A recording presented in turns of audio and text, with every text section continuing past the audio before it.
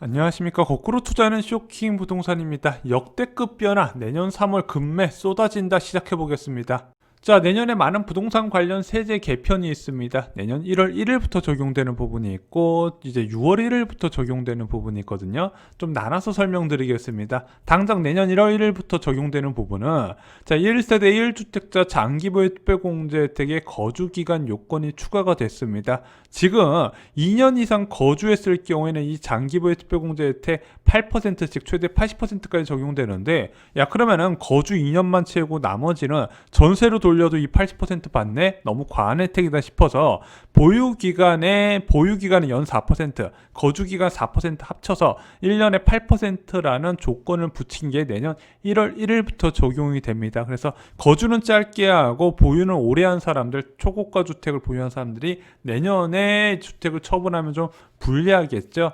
두 번째는요, 법인이 보유한 주택 양도시 추가 세율이 인상 부분이 있습니다. 자, 근데 이거는 이 양도세뿐만 아니라 종합부동산세 때문에 이미 빨리 팔아야 되는 상황이 펼쳐졌죠. 세 번째는 1세대 1주택 비과세 요건 중에서 최종 1주택 개념이 도입이 된다는 겁니다. 이 최종 1주택이 뭐냐? 주택 여러 채를 보유한 사람이 다 처분하고 나머지 한 채가 남았을 때 그 주택은 다시 보유기간 2년을 계산해서 비과세 요건을 충족해야 된다. 이런 내용입니다. 자, 그래서 만약에 내가 다주택자인데 올해 다주택을 처분하고 싶다. 그러면은 올해를 넘기면 안 된다는 부분이죠.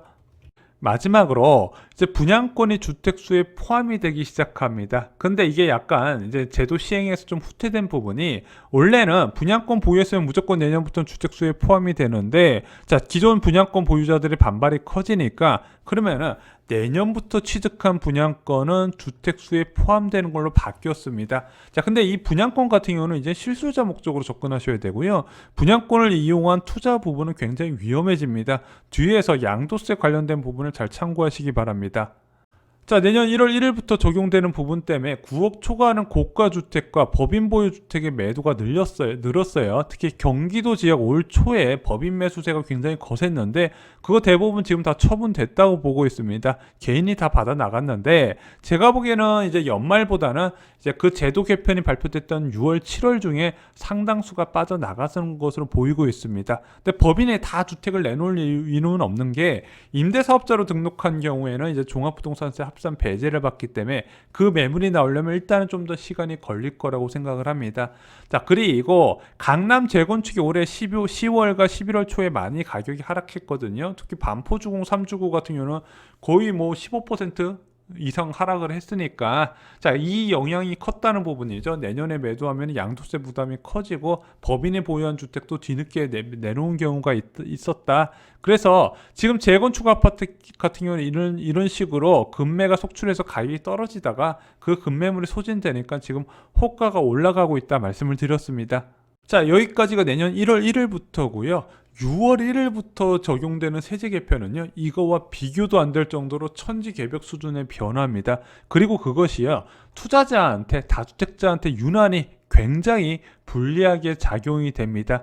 자, 부동산 세제의 꽃이라고 하는 양도소득세가 개편이 되는데, 아까처럼 뭐 장기보유 특별공제 딱 깔짝깔짝 건드리는 수준이 아니에요. 그리고 종합부동산세도 그 전에 9.13이나 12.16 부동산 대책과 다르게 정말 파격적인 수준으로 이제 크게 세부담이 늘어나게 됩니다. 그래서 이 두 가지가 동시에 6월 1일부터 적용되기 때문에 그 어느 때보다 전세 관련 매물이 늘어날 것이다.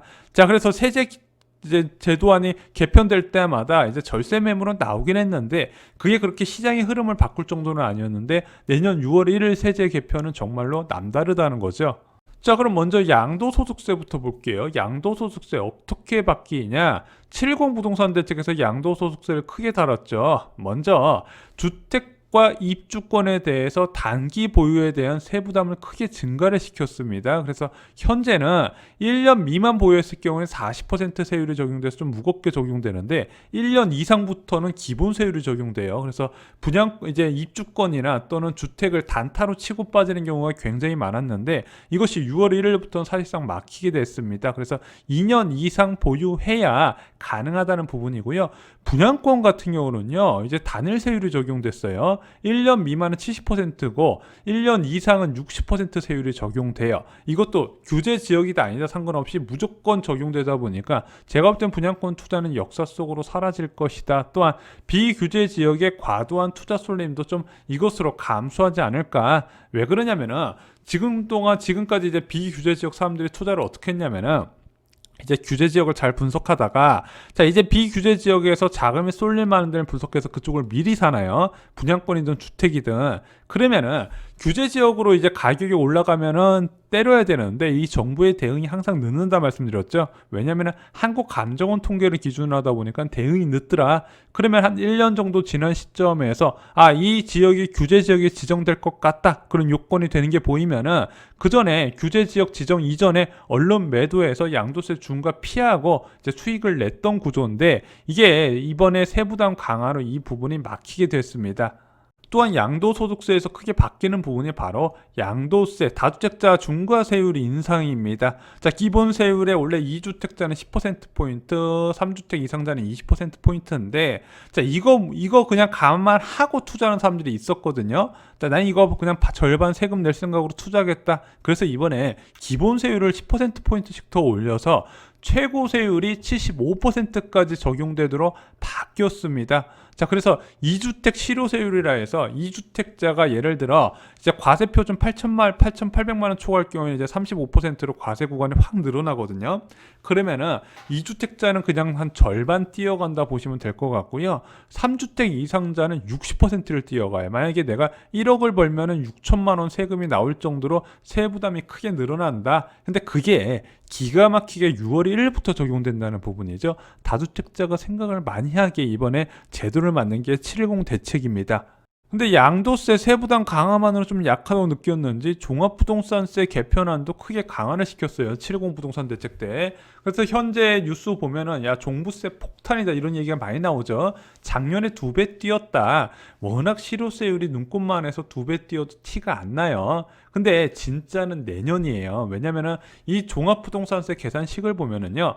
개인이 갖고 있는 주택의 공시가격을 합쳐서 기본공제 빼고 공정시장가액 비율 곱해서 조금 더 낮춰준 다음에 여기서 종부세 과세 표준이 산출되고 세율을 곱해서 거기에 재산세 중복분과 세액공제를 통해서 종합부동산세가 산출이 되거든요.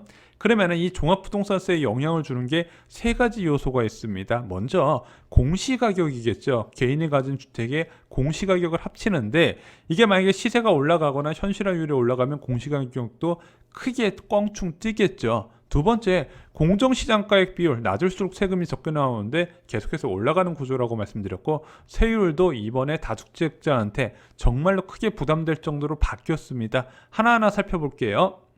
자, 먼저 종합부동산세 개편 첫 번째 공시가격의 변화입니다. 먼저 이 공시가격은요, 일단은 시세가 올라가게 되면 자연스럽게 따라 올라갈 수밖에 없는 구조죠. 서울이나 수도권 지역 전체가 고루고루 크게 올랐습니다.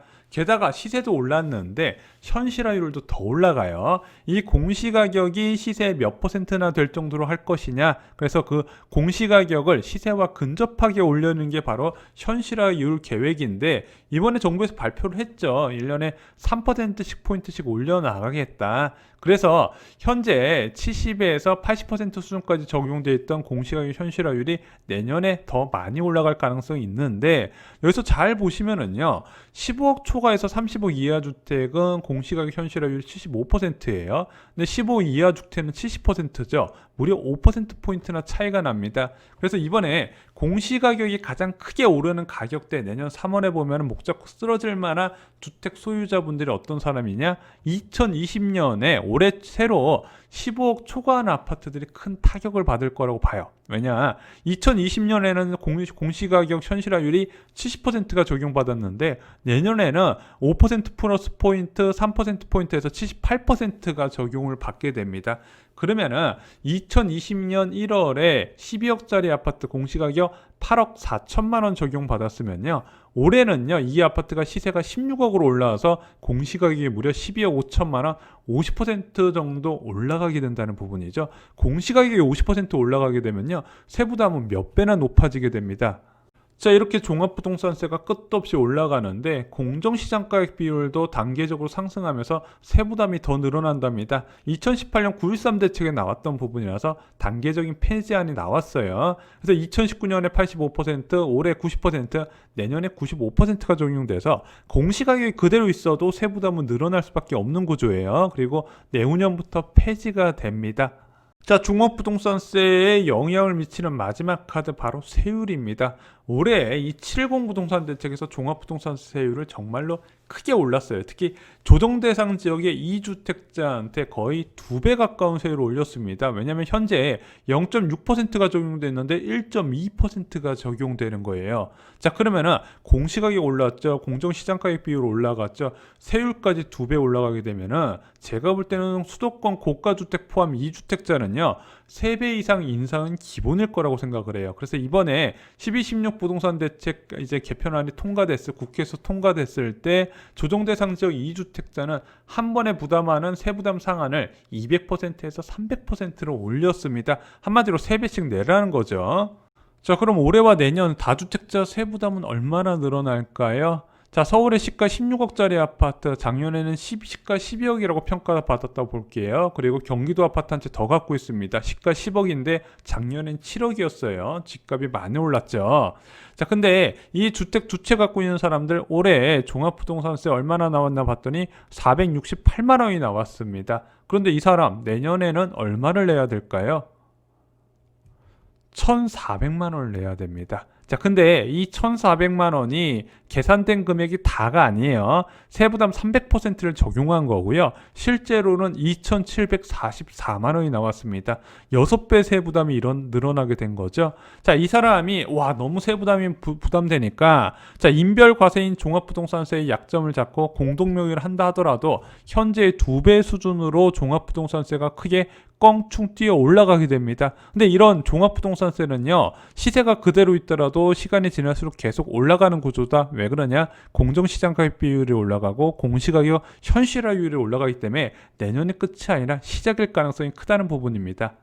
그래서 내년 3월 종순에 공시가격 받으면 모두 깜짝 놀랄 거예요. 양도세 중과 확대에 따라서 다주택자 고민이 깊어질 겁니다. 자, 지금 팔지 못하고 내년에 팔면은 종부세 부담에다가 양도세 부담이 말도 안 되게 늘어나니까 지금 팔아야겠다. 그리고 많은 다주택자들이 임대사업자를 등록해서 그동안 이 종부세 위협을 피해갔었는데 자동 말소가 도입되면서 대상자도 크게 늘어날 것이다. 이렇게 보여지는 부분이 있죠. 자, 그럼 이 사람들이 언제 시장에 매물을 내놓을까? 저는 3월달 정도에 가장 많이 금매가 쏟아질 것이다. 왜냐면 6월 1일이 과세 기준일이고요. 그때부터 양도세 개편안이 적용되기 때문에 그러면은 5월달에 팔려고 그러면 늦어요. 3월달 정도엔 팔아야 되고 아무리 늦어도 4월 초에 급매가 많이 나올 것이다. 그래서 이번에 부동산 세제 개편은요 모든 가격대에서 영향을 줄 수 있는 부분이에요. 고루고루 급매가 나올 가능성이 있어서 잘 체크를 하셔야 되는데 만약에 투자로 접근하시는 분들은 어느 지역에서 과감한 급매가 나올지 모르기 때문에 좀 투자의 범위를 넓혀서 살펴보세요. 자, 그리고 내 집만 원 실수요자들도 범위를 같이 넓혀서 급매를 잡아서 하시는 것이 시세와 상관없이 좋은 기회를 잡을 수 있는 방법이다. 저는 이렇게 생각을 하고 있습니다. 이상으로 쇼킹 부동산 마칩니다. 좋아요, 구독, 공유 꼭 부탁드립니다. 감사합니다.